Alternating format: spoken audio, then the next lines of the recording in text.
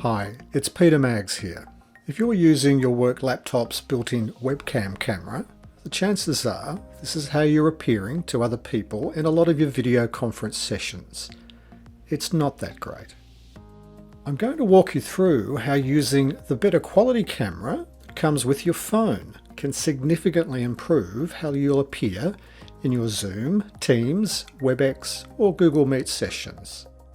I'll discuss when you definitely might want to use this and when you probably prefer not to. Now, we know that laptops have become more powerful, streamlined and lighter, but unfortunately their built-in webcam cameras simply haven't kept pace with the higher quality cameras in your phone.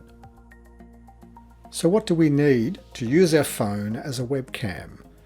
Well, obviously we'll need our laptop, we'll need our smartphone, we'll need the phone charger cable, and we might need to invest in a cheap tripod. Otherwise, cardboard boxes and books don't really provide a stable method of positioning the phone. My under $20 tripod here is obviously preferable. We'll need software to allow our phone to talk to the laptop. I've been really impressed with the free Camo Studio. You can install the Camo app for your phone and then download and install the software for either your Windows or Mac laptop.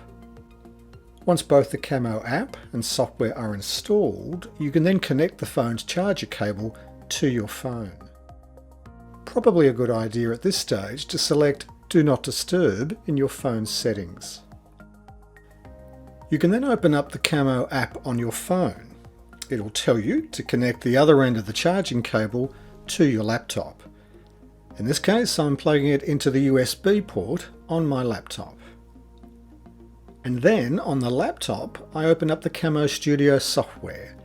And in a second or two, we should find that we now have our phone camera connected. The Camo Studio software, the free version, allows you to choose either the front or back camera in your phone. The resolution is 720p, and the paid version of Camo Studio has a range of other features, but the free version is pretty good. And now with Camo Studio running in the background, I'm in a Zoom session, and I go to Video Settings and choose Re-Incubate Camo. And we're now using my iPhone as the camera in the Zoom session. We could do the same if we were using Teams, WebEx, or Google Meet.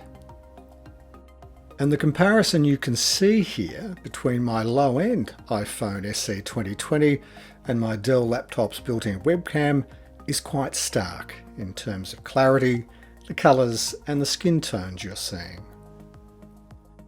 I know for many of you the elephant in the room is that you actually need to have access to your phone during video conference sessions. So unless you have an older phone that can be used as a camera, this may not be for you. But when you really do need that high quality output in important video conference calls to ensure you don't look like this, it's great to have your phone as a backup option if needed.